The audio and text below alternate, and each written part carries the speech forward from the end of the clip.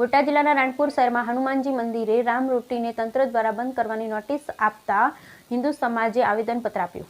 બોટાદ જિલ્લાના રાણપુરમાં હનુમાનજી મંદિર રામરોટીને તંત્ર દ્વારા હટાવવાની નોટિસ આપવામાં આવતા હિન્દુ સમાજ દ્વારા આવેદનપત્ર આપવામાં આવ્યું। નોટિસ હટાવવાની માંગ સાથે મોટી સંખ્યામાં સમસ્ત હિન્દુ સમાજના લોકો હાજર રહ્યા।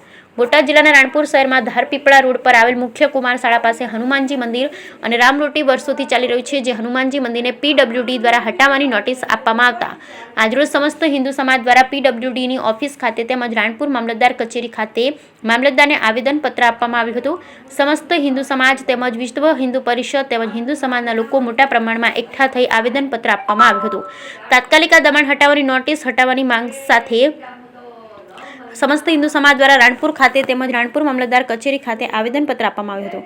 તંત્ર દ્વારા જો આ નોટિસ પાઠવવામાં નહીં આવે તો આગામી સમયમાં સમસ્ત હિન્દુ સમાજ દ્વારા ગાંધી ચિંધ્યા માર્ગે ઉગ્ર આંદોલન કરવાની પણ ચીમકી ઉચ્ચારવામાં આવી છે। આવેદનપત્ર આપતા સમયે હિન્દુ સમાજના આગેવાનો સહિત મોટી સંખ્યામાં હિન્દુ સમાજના લોકો હાજર રહ્યા હતા। બ્યુરો રિપોર્ટ વિપુલ લુહાર, રાણપુર।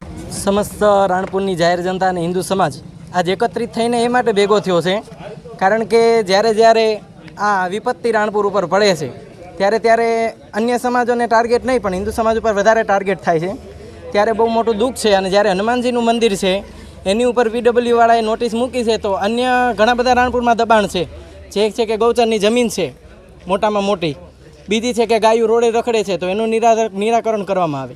અને આ હનુમાનજીનું મંદિર ઉપર જ શું કામ નોટિસ મૂકવામાં આવી?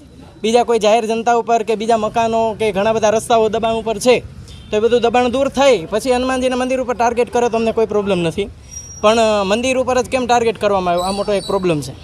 આ જો નોટિસ હટાવવામાં નહીં આવે તો હિન્દુ સમાજ દ્વારા કેવું આંદોલન કરવામાં આવે? આ નોટિસ હટાવવામાં નહીં આવે તો બહુ મોટું ઉગ્ર આંદોલન થશે, જેનું કેવલ રાણપુર નહીં પણ સમસ્ત 84 ગામડાની અંદર પણ આ જાહેર રેલીનું આયોજન થશે અને કદાચ બંધ થવાનું થશે તો આખું ગુજરાત પણ બંધ કરવામાં આવશે, એટલી ટાર્ગેટ હિંમત રાણપુર સમાજમાં છે।